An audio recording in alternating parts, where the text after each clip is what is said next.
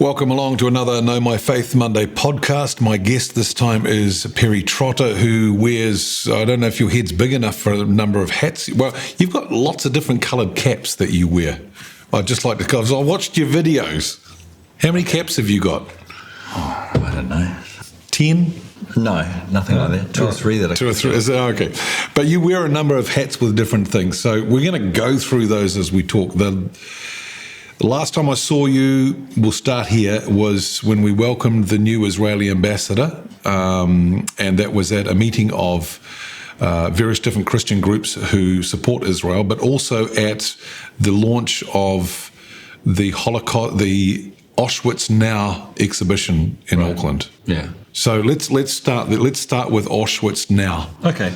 Well, Auschwitz Now is the latest exhibition that we've produced for the Holocaust Foundation.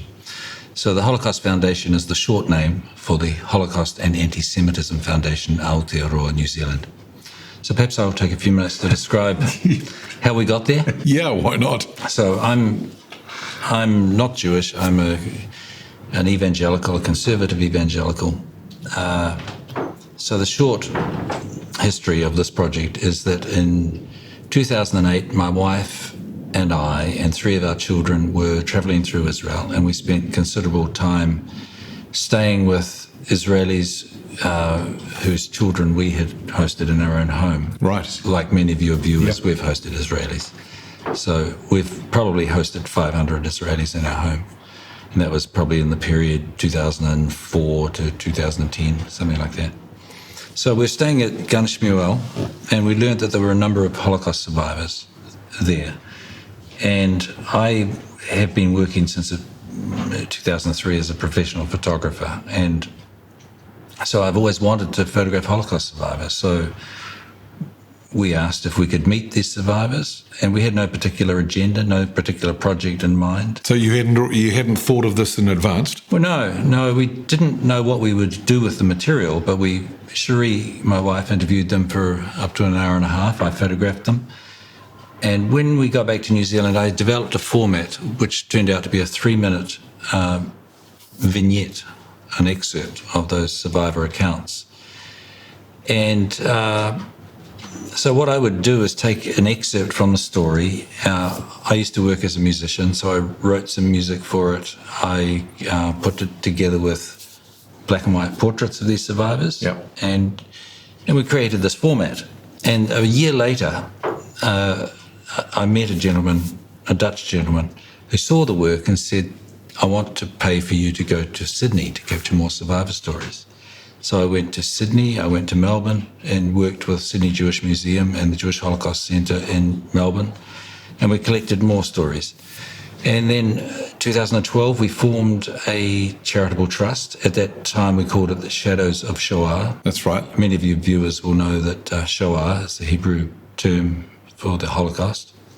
It's a non-sectarian work, so I wrote into the trust deed that this is to be a non-sectarian work. So for obvious reasons, it would be crass and inappropriate for me to make use of these survivor stories for my own sectarian purposes. So we now have a board of 10, and it consists of survivors and academics, a couple of professors and a couple of Christian leaders. But it's an explicitly non-sectarian work. Going back to 2012, 2013, we were granted some funds by a Jewish trust in Auckland, and we built the Shadows of Shoah exhibition. Prime Minister of the time, John Key, launched our exhibition in January 2013. Then subsequently, we toured that exhibition to 19 locations from Invercargill to Whangarei, and it was very, very hard work. We staged it in museums and galleries and public spaces. What was the reaction from people when they saw it? Oh, well, they were deeply moved. And that's always been my intention, is to take the experience of the Jewish people in the Holocaust and to convey it to those who know little or nothing about it.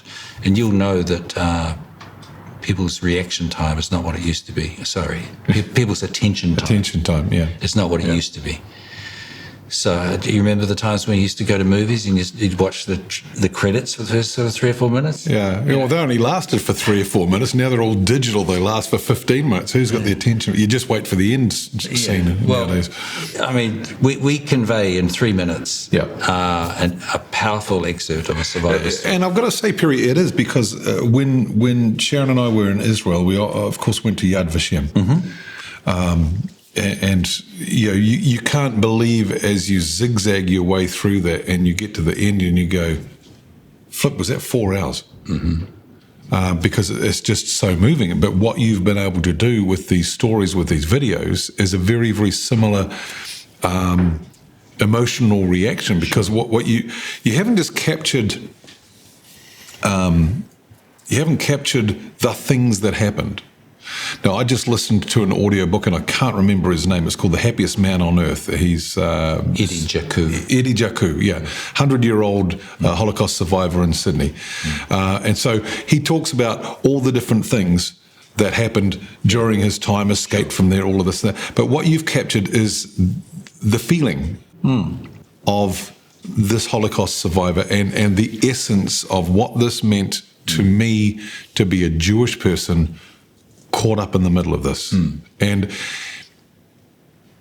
it's like I had a rock hit my windscreen the other day, right? It was big enough for me to see it coming. Wow. Right? So it was put a decent hole in the windscreen. So it's one of those times where I'm going, no, crack.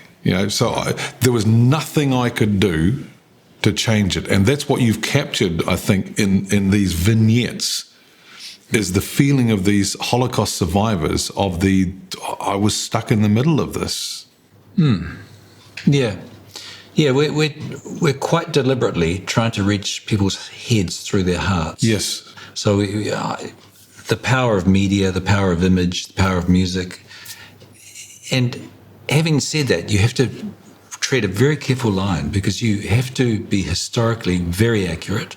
And because so many people are interested in Holocaust denial, if you drop the ball in any respect to regards historical detail in the transcript you use, you're in danger of discrediting the whole mission.